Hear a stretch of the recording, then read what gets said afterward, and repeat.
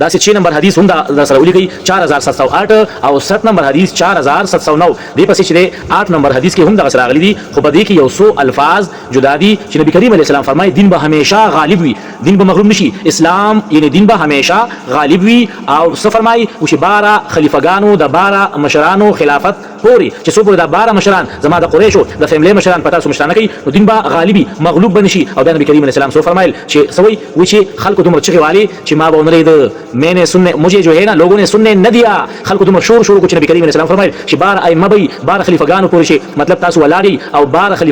خلیفګان شي امامان شي نبی کریم علیه السلام فرمایي چې دین به غالبي مغلوب بنشي او خلکو شور کو او ما دینه پس مور خبري ونري دي بیا څه فرمایي چې ما تاسو کو نو پلار ویل چې دا نبی کریم علیه السلام فرمایل چې دا ټول با زما د کور د فیملی د قریش د خاندان نبی دا حدیث چې اتم نمبر هم په مسلم شریف کې 4711 او 4710 دا دوه حدیث دي دی پسې 9 نمبر حدیث چې دا هم د جابر بن سمره روایت ته او هغه فرمایي چې نبی کریم علیه السلام سره زد پلاس سره لارم او نبی کریم علیه السلام فرمایل چې دا دین به برابر ولاړوي دین به برابر ولاړوي تر دې پورې چې 12 خلیفګان برازي او بیا سوي چې په دې هر یو خلیفہ به امت اتفاق کوي امت به دې سره مینه محبت کوي په دې 12 خلیفګانو به اتفاق کوي په دې 12 امامانو به اتفاق کوي او بیا سوي نبی کریم علیه السلام چې یو خبره وکړه چې ما به نری دا پلان مې تاسو کو پلان مې فرمایل چې نبی کریم علیه السلام فرمایي ټول خلفا دا ټول عمرا او ائمه بزما د قریش د خاندان نبی